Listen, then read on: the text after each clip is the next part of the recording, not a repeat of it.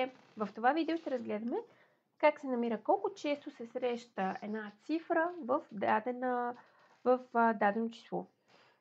Така, първо си въвеждаме числото. Проверяваме дали е валидно. Ако не е, въвеждаме го отново. После си въвеждаме цифрата в променлива, която съм решила да се казва given digit. Речем, че това е превода на дадена цифра. Така, потребителят си избира цифра, която иска да знае колко често се среща в числото. След това проверяваме тази цифра дали е валидна или не. Тази проверка е много съществена като принцип за това как се проверява дадена стойност дали е в даден интервал. Когато искаме стойността да е между 0 и 9, нали, така би представлявал интервала на числовата ос. Тогава ние проверяваме въведеното число дали е в някой от грешните интервали.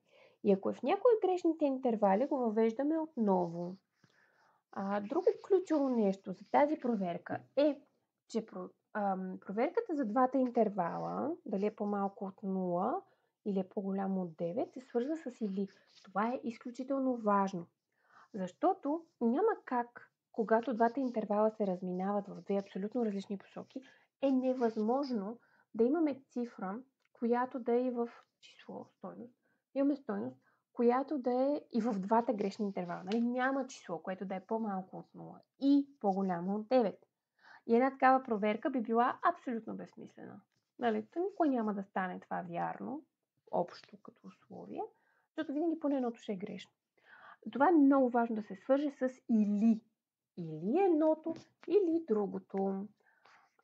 И така, ако е в някои от грешни интервали, ще се върнем отново и ще въведем отново стойност за given digit. Така, преминаваме нататък. Създаваме променлива given digit frequency, в която ще следим колко често се среща дадената цифра, която интересува нашия потребител. Това име е доста дълго и аз нарочно така се подсмихвам, защото тук има една съществена разлика в подхода на мен и на госпожа Некова. Тя предпочита да кръщава имената на променливите с изключително кратки имена, за да не се разводнява алгоритъма. Тоест тя да ви, като погледне една програма, да вижда директно акцента върху операторите, върху това как протича програмата, какъв е алгоритъма. А когато аз правя имената, за мен е много важно имената да ми дават пълна информация, или нали, са не супер пълна, но максимално пълна информация за това за какво се използват променливите. Така ми е по-лесно да си чета кода, така ми е по-лесно да чета и чужд код. И в последствие, като мине известно време, така ми е по-лесно да си прочитам собствения код и да се сещам какво прави той. Ако работите в екип с повече души, така също по-лесно се следи кой какво е направил. Нали? Защото ако имате някой проект, който е милиони редове код, което абсолютно не е изключено, и по него работят много хора. И ако те използват имена, които са кодови и мънички, по-трудно се разбира. Трябва да се пишат повече коментари и да се прекарва повече време в мислене какво прави този код. Така, но отново, ние двете имаме различен опит. Работили сме по различни проекти и в нашия опит тези два различни подхода са били верни за ситуациите, в които сме се намирали. Така че, пак казвам, няма вярно или грешно, но имайте предвид, че ако на нея и пишете тези имена, тя ще се намуси. Няма да ви санкционира, разбира се, но няма да е много щастлива. Стига да е вярно, всичко е наред. Просто ви го казвам като така различен подход в стила. Сега. Следващо нещо. Взимаме си цифрите една по една. Това тук се повтаря във всичките ни задачи до момента. Начинът, по който взимаме цифрите. Така че няма нищо ново. Само искам си преместа тази табличка, защото след малко ще проиграем играта тук. Проиграем програмата. И единственото, което правя е да проверя дали цифрата, която сме взели поредна, е равна на търсената от потребителя цифра. Ако е така, увеличавам броя на честотата. Тя започва в началото с 0. 0 пъти се среща цифрата, която моят потребител търси. И всеки път, като я срещна, увеличавам с 1.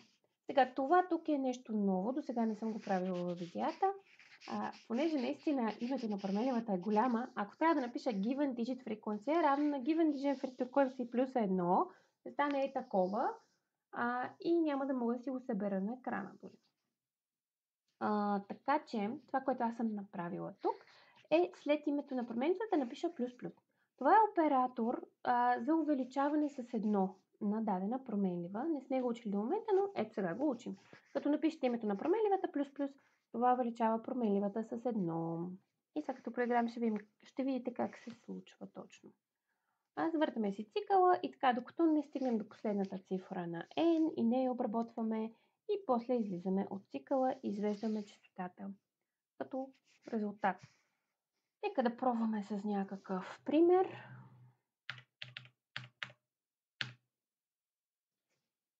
Е 33 453. Така.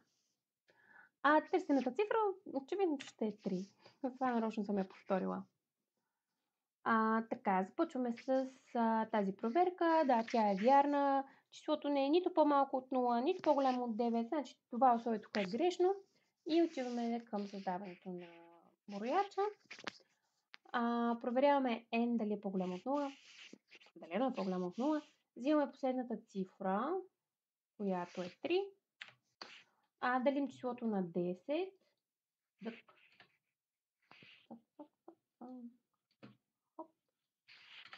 2345. Проверяваме цифрата дали е равна на търсената. Да, равни са.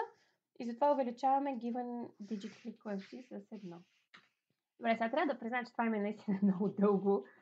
Дори изговарянето му е малко твърде много. Така че ако измисля нещо по-кратко и описателно, няма проблем. Така. След това завъртаме цикъла. По-голямо от 0? Да. Взимаме последната цифричка, която е... тук ще се объркам. Която е 5. Деля n на 10. 2334. Digit равно ли е на given digit? Не. Въртам цикъла. Digit взимаме последното, което е 4. Деля на 10. Това е 233. Равно ли са? Не. Завъртам цикъла. По-голямо от 0? Да. Взимам последната цифра. Так. Е тази. Деля на 10. Равни ли са? Да. Значи given digit frequency става 2. Завъртам цикъла. По-голямо от 0? Да. Взимам последната цифра. Тя е същата, ма пак ще я напиша. Деля на 10. 23 делено на 10 е 2. Цифрите равни ли са? Да. Увеличавам честотата на срещане. Завъртам цикъла. Взимам последната цифра. Деля на 10. 2 делено на 10 е 0. Равни ли са цифрите? Да. Извинявам се. Равни са цифрите. 3 равно ли на 2? Не. Завъртам цикъла. Така. N по-голямо от 0? Не. Извеждам given digit frequency, което в момента е 3 и приключвам.